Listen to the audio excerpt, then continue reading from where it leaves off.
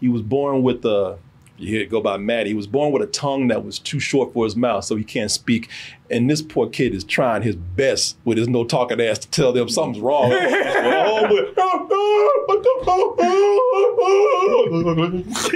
know, he's to the point where like, oh, wow.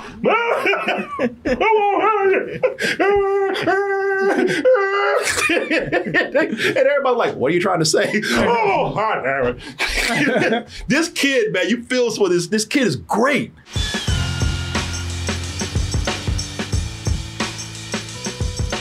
A big birthday gift for me, my birthday's next month. A big birthday gift for me is if you came out to see the 1-year anniversary of me doing sit-down comedy at the Broadway Comedy Club. Going to be back in the Red Room September 27th. Oz will join me later as we just sit down and just lollygag with the audience. And then we're going to have all of you up for open mic. And that show, again, is going to be 9 p.m. at the Broadway Comedy Club. That's a Friday. Get your tickets now by going over to BroadwayComedyClub.com. We're going to talk about speaking of no evil right now. Shut your mouth. Don't say nothing. Ain't nothing but evil coming out that mouth of yours. Oh, folks, we're talking about the movie Speak No Evil. And I'm going to tell you something, man. Not even the trailer. Just the premise scared the shit out of me. Because I pulled this stuff too many times. What these people do in this movie right here. Yeah, it's the Corey Coleman almost story. Yeah. It is. One of these days. One of these days, I'm going to end up meeting James McAvoy. They're going to try to beat my ass. Yeah, people, I've done what these folks in this movie have done. And I've done it in Europe, just like they have. You know, just total stranger has just one time to come up and say, hey, you want to hang? And I'm like, okay. Hey, you want to buy you a drink? Yeah, here you go. Hey, you want to fly to Canada with me and my gay sugar daddy right here? Yeah, sure. Let's go. It's not like y'all gonna take me to Rape Island or anything. You get there, wait, this ain't Canada. Wait, did you tip him off? I didn't say anything. People, I've been invited to no kidding. I've been invited to spooky castles. I might have been hanging out with Dracula. So I don't really. I've been in so many situations where I've been invited to go to a stranger and I follow, no questions asked. And that is what we have here with this movie. And I might think twice about, oh shit, I might not, I ain't gonna do my name. You can't, you're a leopard who can't change his spots. No, I'm not. No, this movie ain't gonna change your opinion or thoughts on anything. No, I'm still gonna be hanging out with strangers, man. Yeah. I'm still. Hostel didn't do it. Blink Twice didn't do it. This ain't gonna do it. This ain't, well, you know, and all the other bullshit before that didn't do it. Oh, folks, I'm not gonna learn. I'm hard-headed like that. But maybe y'all will learn something from this movie and you won't make the mistake that these people do. Because someday my ass will. In this movie right here, you have Ben and Louise. They're Americans living out in London with their daughter Agnes. And boy, they going through it, man. They going through a hard time. Don't let the appearance of them out in public fool you. You know, they put on a smile for everybody else and try to look good for their daughter. But when ain't nobody looking, they look just like that. Oh, yeah. Ain't looking at each other. He over here looking like a damn sad-ass bullfrog. Things are just not going well for them. However, they meet this couple, Patty and Ciara. Look at them right there. They're such outgoing. And look at these people. They're an outgoing couple. They're good looking. That guy, Patty right there. Ooh, he's got charisma, man. He's charming. He's very charming. Very charming. He's very charming, man. I mean, if he asks you to hang out with him and his lovely wife, look, you don't have to be me. You're not going to say no. Because he is so charming, so persuasive, and he ain't going to take it for an answer.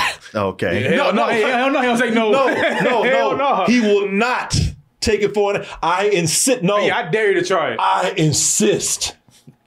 No. I insist. Did it look like I'm smiling? I insist. Martin? Which means I'm definitely not going. No. You gonna go, Martin. I insist. Martin. Yeah, he's gonna have to throw me in his trunk. Oh well, he'll do that. He'll do that. You don't know who you're talking to. Is that what it takes for you to be polite? Why are you so goddamn rude? Can't you see I'm trying to be nice to you? You know, they do that. You gonna go one way or another. Shit. Whether you go involuntarily with a bag over your head or something, but you ain't gonna turn down this hospitality that we giving your ass right now. You know, you can see him right now. Did you just say no? Yeah, people, they are very insistent. You know, and their hospitality starts to take some very, very weird turns. And as the movie goes on, it looks like those turns might even the hospitality might even turn deadly. Let's go ahead and take a look at this trailer for Speak No Evil. And we'll be back with and your review too. And your review too. Just to remind you, I'm a vegetarian. Our gift to you. That is so. Louise, doctor's orders. I told you. You gonna eat up, Martin. Yeah, you gonna eat. No, because I ain't gonna be there in the first place. Oh, you gonna be there. I insist. Yeah, you can insist all you want. That whole like, oh, you made it, meaning there was a chance I wasn't gonna make it. Yeah, you goddamn right. I'm gonna tell you another reason why you gonna go. Oh no. Thank God there's a doctor in the house. I'm not a doctor. What the Oh, people. Yeah, as you can see, things get very, very weird with this couple. And here's another reason why you're not gonna say no, Martin, because James McAvoy in this, man. James McAvoy, I don't know what he's been doing, but he's He's swole. huge. He big as shit. I was like, God damn. Yeah. He on it. Martin, that's another reason why you ain't gonna say no. Because he gonna grab your ass and take you. He getting that little Vin Diesel. Yeah. Shit, Vin Diesel, like Wolverine right here, like I said. Yeah, man. he looks huge. Yeah, he has been, I don't know if this is just, James McAvoy on a regular day, or if he got swole for this movie right here. But that's why he actually, his character is almost as huge, because he's like, well, if you're gonna say no, I have to take you now. By force. Yeah, this guy's, like I said, his politeness and hospitality knows no bounds and knows the word no, or does not know the word no. And the reason why I was staring at you so long when I said I insist, I noticed as I looked at you, it was getting very uncomfortable. It was getting very uneasy. And that's what this movie is like, man. Yeah. Yeah, because this whole movie right here, listen, I put myself in this position before, and it was always weird in the beginning. This whole thing is about one of the biggest themes is about the awkwardness of politeness. Oh yeah, that's been a theme in a lot of these movies lately. Yeah, no, there's a huge theme here of the awkwardness of politeness. Those things that happen where somebody says something and it gets weird, or they insist you do something, and then everybody just sits there and just stares at each other. I'll tell you, man, as much as I put myself in these weird positions, I think this is probably the one I probably would have said no to, because this couple would have got on my goddamn nerves. Yeah. Even before it started. That's the only thing I can say, the reason why you back out. Yeah, that's the vibe I was getting early on. It's like, yeah, just spending time with the two of you beyond this lunch does not appeal to me. But before the crazy stuff even happened, they got on my goddamn nerves. Even I got my limits. Because like I said, the movie has these themes, man. And it's pushing the boundaries of politeness. The movie's meant to make you feel very uncomfortable before any kind of crazy thing happens. It's supposed to put you in that position where, everybody's filling each other out. No one knows what to do or say because no one knows each other. And most of all, no one wants to offend anybody. Yeah. This couple right here, they are what I call pushy polite. Yeah. They're nice. As I said, they're charismatic. They're a lot of fun, but they're kind of forcing themselves on you. Yeah. The whole time. And like I said, they're doing it because they know that you won't. Oops, sorry. They know. Look, they even interrupting ring right here. They will not take no fun answer. No, the reason why they're pushing themselves on you so much when they first meet you, they're testing you because they know that you won't say no. Oh. They want you want to say no because they don't. But they, no one wants to make anything awkward. You know what I mean? No one wants to make anything weird. Offend nobody. Yeah. And it feels very, very manipulative. Like this whole thing of, she said I'm a vegetarian and still making her eat this meat right here. Yeah. And as I said, and they do all of this because somebody will say no. Somebody say, well, I think we got to go, or, oh, no, I don't want it. And they would just sit up there and just stare at you. And the reason why that works so great for this movie is because, I think that's something that is the main tension of the film. That's the suspense, because this is billed as a horror movie, or if you want to look at it another way, you could use the term thriller. It could flop either way. But before any of this creepy stuff happen, or the horror elements or thriller elements kick in, you just feeling uncomfortable by all these boundaries that this couple keeps pushing. Yeah, and that's and that creates a suspense within itself. Also, you have Patty, played by James McAvoy, in here. He gets away with doing a lot of this stuff also because of another theme in the movie. The theme of, I guess I don't know if anybody's using this term anymore, toxic masculinity. Yeah. And also the alpha male syndrome that's going on. It's almost like Maddie methodically picks people, especially other men, that he knows is weaker than him. Yeah. Beta males, or whatever, and really, like Ben, who's played by Scoot McNairy, boy, he's a bitch. I know. Oh my God, it's hard to even root for him, man. I mean, yo, come on, bro. It's some shit he be doing. I'm like, man up. Yeah, he spotted his bitch ass 5 blocks down. Yeah. I smell bitch up in here. This one was easy. It's almost like and then the movie really doesn't say, but you wonder, does he methodically go around and just try to saying aloud, men who are just bitches, men who are just useless, Louise, who's played by Mackenzie Davis, she's the one with the spine. Yeah. She worked pants in the relationship. Yeah, this whole time. Well, he's clearly punching above his weight with her. You look at the two of them and you're like, how did this come together? What's going on? Oh, don't worry. Listen, Louise is the one from the very beginning. She's like, I don't like these all right? Yeah. I don't. And normally, she'd be the unlikable character. We'd be sitting up there like, damn, lighten up. Damn. Have some fun, you tripping. Yeah. But man, you totally agree with her early on. Man, she sees these people are off. Yeah. Right, yeah, like Patty does so much stuff wrong. And she's like, what are you doing? And then like her husband is just like, it's not that bad. It's not that bad. Like, yo, what are you doing? Yeah.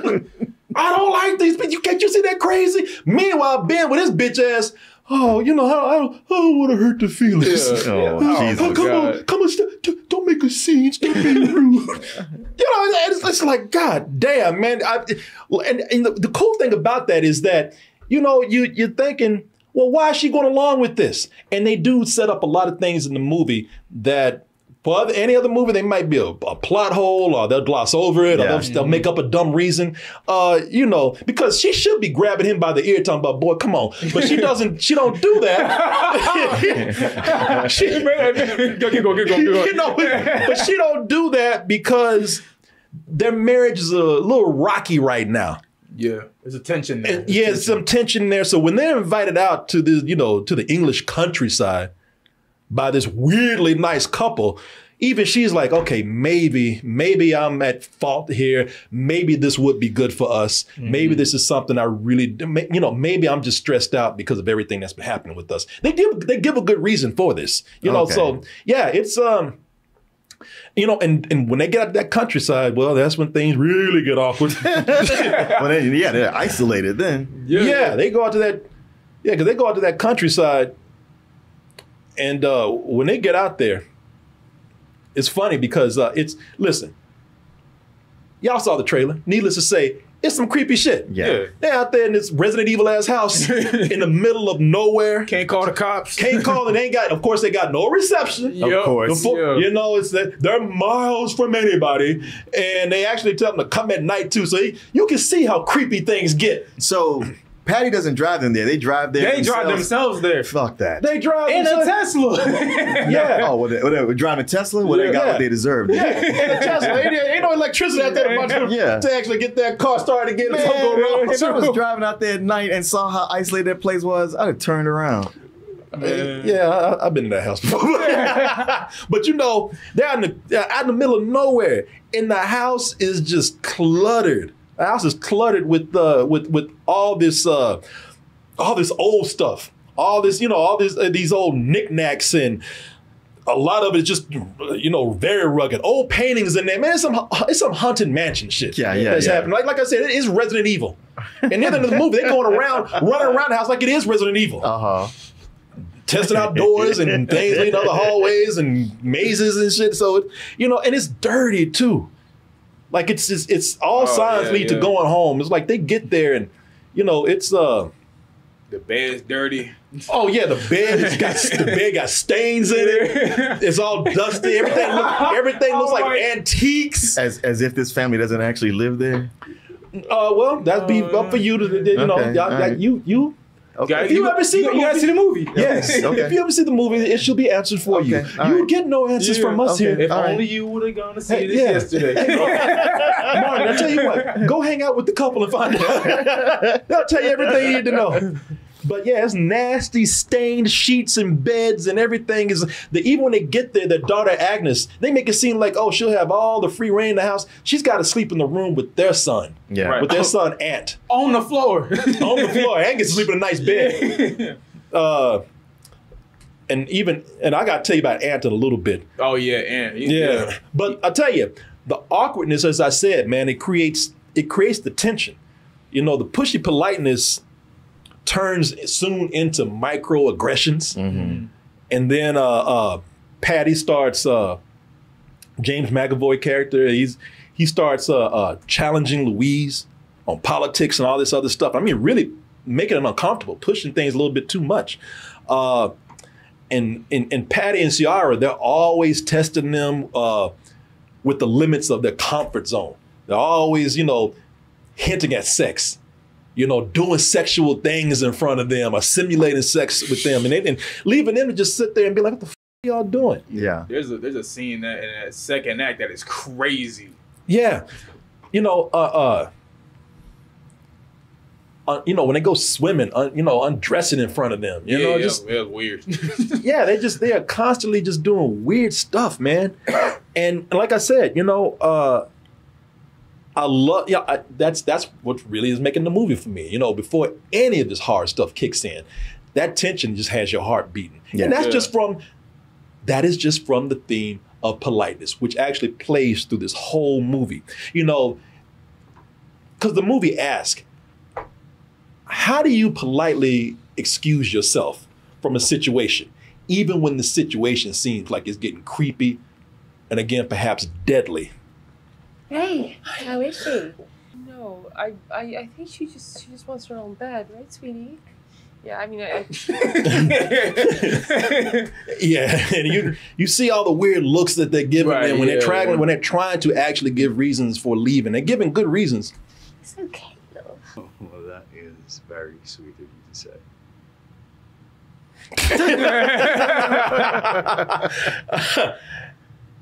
You know, oh, and this poor kid.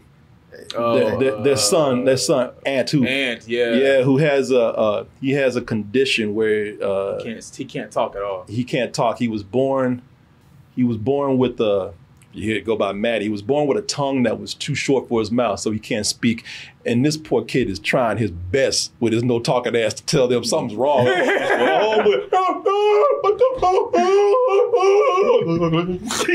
know, he's to the point where like, wow,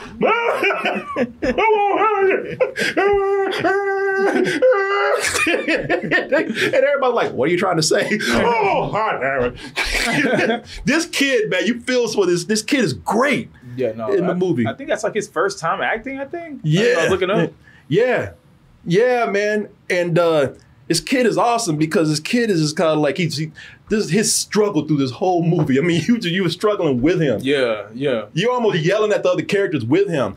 But see, that's the thing with the movie also, because you're saying, see, stupid horror movie white people, and just leave. Why aren't you just going?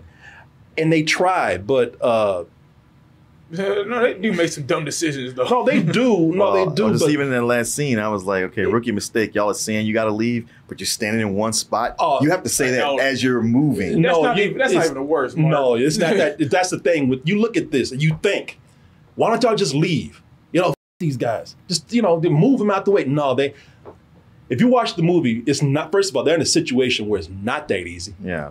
The conditions at the end don't make it easy for them to leave, and also, but they're just master manipulators. For everything that is weird with them, for everything that goes wrong, they have an answer for it. Sure. They have an answer ready. They're just and most of the time the answer solicits sympathy. So then it's putting these people even in a worse position. But yeah, you don't want to be an asshole. You don't want to feel like an asshole to these people. Yeah, no, every answer they give is something where, and that's what's great about this movie too. These people are such manipulators. They know how to tell these people the right thing, to not intimidate them, to not do this horror movie thing where we're gonna tie you up and make you stay here. No, they play on their sympathies and guilt. Mm-hmm. So again, this is a emotional suspense in this movie. It's something that you don't really see a whole lot. It's playing through the whole film, especially in a horror movie. And it's fun watching Patty try to manipulate them too. And that's the thing where this movie might actually throw some people off, or people might not like the movie.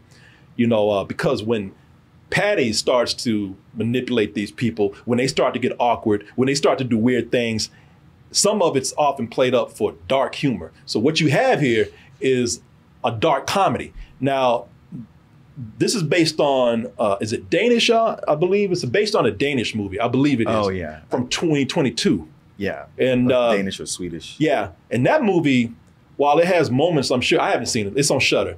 And from what I heard, man, it's brutal. Oh, shit. Yeah. Like, it's a really brutal film. People say you won't even want to watch it again. It's a great film, but you won't want to watch it again.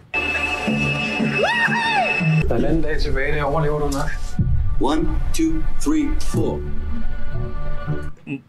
This would beat the same movie. This movie follows the remake follows the original beat for beat until about midway when Patty starts really laying it on and it becomes a comedy. This is not a comedy. In fact, they say this is almost just grotesque. How brutal this movie is, how nihilistic this movie is. They say this movie's heartless, right here. They say, people do not want to watch it again. So if you watch the original and, you love it, because I know some people going to think, oh, well, yeah, of course, you Americans took a foreign movie and made it to a point where it's easy to watch because you can't handle it. Even though you shoot people every day in America, you can't handle the brutal violence of this movie right here. And it's like, all right, you know what? Maybe this particular movie did punk out, but I understand why. This movie's fun. And I don't blame them for taking the route that they did because the goal was to make this mainstream. Mm-hmm. Now, if you want to make a smaller movie, more of an art house movie or something like that, yeah, keep that brutality in there. But they really, consciously made an effort to make this a mainstream movie, and they want to make this more of a crowd pleaser. And I think it actually works. I'm never going to listen to the Cotton Eye Joe again. Not that I was listening to it before, but I'm sure I ain't gonna listen to it now with the same feelings because there's a scene in here where it's hard to watch, man. It's child abuse going on. Mm-hmm. Yeah. Because these two kids, Agnes and Ant, they're trying to put on a talent show for their parents, and of course Patty with his crazy ass, he's a perfectionist about kids just doing a stupid little dance, and he's just totally berating this kid and mentally abusing this kid, and even after a while it gets kind of physical. Ready? No! Patty! That was not dancing. And go to your room. I can't listen to the way you talk. Go to your room! Everybody stop laughing then. Yeah, so this movie still doesn't sacrifice the disturbing things from the original, and the suspense from the original, while still managing to be a mainstream, dare I say, fun film. It's just, again, it's a very dark comedy, and whenever they do get disturbing, it's very much in character. Patty even hints at maybe being a pedophile. You know, Jeez. yeah. No, he's up. No, this dude is the worst. He's literally the worst. Yeah, man. And McAvoy, listen, you know, a lot of this is also enjoyable because of the performances in here. James McAvoy is hamming it up, and that's that character. Mm-hmm. Yeah. You know, that character is always constantly asserting himself. You know, he's always chest thumping. He's always messing, like with Ben, Scoot McNairy's character. You know, he knows that these people don't like to hunt. He knows these people don't eat meat. And he's always, you know, pretty much saying, y'all a bunch of pussies, you know, and takes them out. He tries to make them hunt and all this kind of stuff. So, you know, this character, I can see where the toxic masculinity comes in, because he even said that I based this off of Andrew Tate. Yeah. You know, and some other people that did this. But I'm also drawn in by the many ways that James McAvoy played the character. As I said, he's fun, he's charming, and then these little ticks start, and you know, when those things start, of course, he starts to become more sinister too, and it's a fun descent for him. You know, it's because it's a slow burn. Yeah.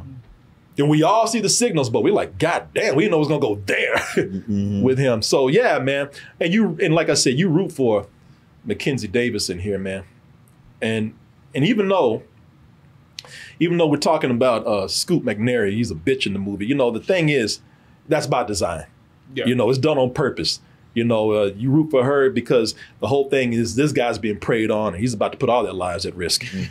Yeah, you know, and James McAvoy's performance wouldn't work if Scoot McNairy wasn't the more subdued one. Sure. Yeah, that's true. Even the same can be said to a certain extent for Mackenzie Davis.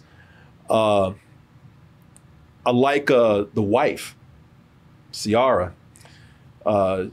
She's played by, well, I think she was in Game of Thrones, or Game of Thrones something. Now she's her name is Aisling Friend Siosi. Wasn't everybody in Game of Thrones? Yeah, we were in Game of Thrones. We in the background sweeping. If you got an accent at all, you was in Harry Potter or Game of Thrones. Yeah. The reason why I like her character a lot is because she does a great job. Because she keeps you guessing. Because you want to know, man, is she on this? Is she down with this? Is she in on this? Is she crazy too? Or is she a victim of his misogyny and perhaps domestic abuse? And it keeps you guessing because he is so terrible. You wonder if he's just manipulating her into doing these things. She did a really good job playing off of him, off of James McAvoy. Yeah, no, that's true. And of course, the boy that plays Ant. Boy, that boy takes so much abuse in this movie. I love that character, man. Like I said, he's struggling the whole movie, and he's the one that we're relating to because he knows something that they don't. But we're getting it. So that kid is great. Dan Hoff is his name. Loved him in the movie, man. Listen, I can see people politicizing this film and saying things like, you know, it's an attack on masculinity, not toxic masculinity. Just why are you attacking man just for being, you know, just for being tough? You know, there you go again, you feminist bitches out there. You know, I would say, yeah, maybe it is an attack on masculinity, toxic masculinity, and also for not stepping up. You know, it's an attack on being a little bitch. You know, so yeah, but I tell you what. I'm gonna pass this on to Julian. I will say that one of the biggest flaws for me with the movie, if you want to call it that, I want to put the same flaw. Well, listen, it depends on how much you actually want to think about what's happening. Because when they reveal what's really going on, I'm like, this shit ain't plausible. None of this. That old chestnut. Yeah, if you really think about it, none of this could be possible, okay? At least not as easy as they're making it look here. No bullshit. No, it don't hold up. If you just go with it, I'm not one of these people to tell you to shut your brain off or anything like that. We know that this is a movie. We know that these things aren't going to work. It is kind of a drawback for me, but I didn't think about it too hard because I gotta know. It's not as crazy as you think. It's just like, okay, none of this just really makes sense. Yeah. How they were able to pull this off. I just don't buy into it myself. But if you have fun with the humor in the movie and the performances, the thrills will follow. And I think that this is it makes this a very enjoyable crowd movie, man. Like I said, they made a crowd pleaser, and it does do that. But you saw the crowd we was with, boy, they would shut the up, man. That was one of the worst like screenings I went to. On the one hand, that got on my nerves. On the other hand, it is a horror movie or a thriller, and it was getting people going. You know, when it's working when people just start talking to the screen. And if somebody hadn't said something, I didn't see something until somebody said, "Oh hell no!" I'm like, "Oh shit, I see it." You know, so I get on my nerves too. Some people did point it out though, because like there's something like there'll be a scene that plays out right, and they want us to look at the characters, but there's something else going on like in the top right of the screen that somebody won't pick up. You know what I'm saying? So I was like, all right, I'm appreciating y'all because y'all pointing out stuff I didn't even see. But look, man, this movie I think really works because of James McAvoy. I think ever since I've seen him in Split, I'm just like he became one of my favorite actors just because how he can play like these different characters, these different roles. His range is incredible. And watching this film, I've never been so creeped out like watching a movie. Well, let me ask you: were you creeped out, or did you just feel awkward? Did it make you? It might have been a little bit of both. It might have been because I think it works on both levels. Yeah, it works.